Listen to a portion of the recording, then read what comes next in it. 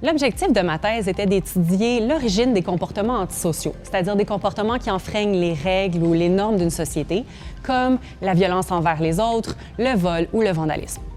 Concrètement, j'ai voulu étudier comment et pourquoi l'effet de la violence familiale sur les comportements antisociaux varie en fonction du bagage génétique des individus. Pendant longtemps, on s'est demandé, est-ce qu'on peut expliquer les comportements antisociaux par les gènes ou par l'environnement? Maintenant, on sait que c'est les deux. Ce qui est important de comprendre, c'est que tous les comportements, tous les traits sont en partie héritables, c'est-à-dire qu'ils sont en partie influencés par les gènes et en partie influencés par les environnements qui nous entourent. Et ça inclut les comportements antisociaux. Donc, la question à laquelle je voulais répondre, c'est est-ce que les gens qui sont plus ou moins porteurs d'un grand nombre de variations génétiques associées aux comportements antisociaux sont plus ou moins susceptibles de manifester ces comportements-là s'ils sont exposés à de la violence familiale? Et ça, on appelle ça une interaction gène-environnement.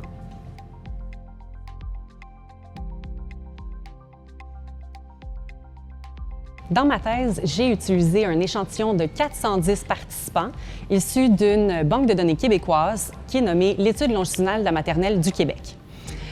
Premièrement, j'ai dérivé un nouvel indice de risque génétique basé sur des stratégies d'analyse qui sont faites en médecine et en psychiatrie. Ensuite, j'ai étudié les interactions entre les gènes et l'environnement de cette nouvelle mesure de risque génétique-là et deux formes de violence familiale, la violence dirigée envers l'enfant et l'exposition à la violence conjugale.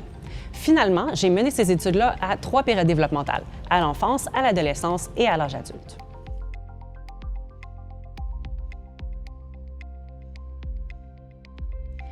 Donc, les résultats de ma thèse suggèrent que la méthode d'analyse par haplotype, c'est-à-dire une méthode d'analyse génétique utilisée en médecine et en psychiatrie, s'applique très bien à l'étude des comportements antisociaux.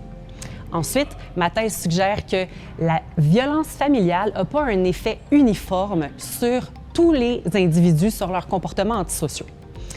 En effet, l'influence de la violence familiale sur la violence dirigée envers l'enfant et la violence conjugale diffère en fonction du bagage génétique des individus et aussi de la période développementale où ces comportements antisociaux-là sont manifestés. Dans le fond, il n'y a pas de « one size fits all ». L'effet de la violence familiale n'est pas pareil pour tout le monde.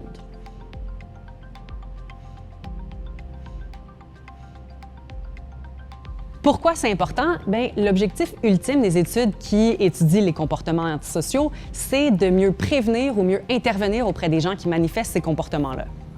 Si les facteurs de risque qui augmentent le risque de manifester des comportements antisociaux ne suivent pas un patron uniforme, ce n'est pas un one size fits all, bien, probablement qu'on devrait adapter les méthodes de prévention et d'intervention et que ces interventions-là ne devraient pas non plus suivre un patron de one size fits all.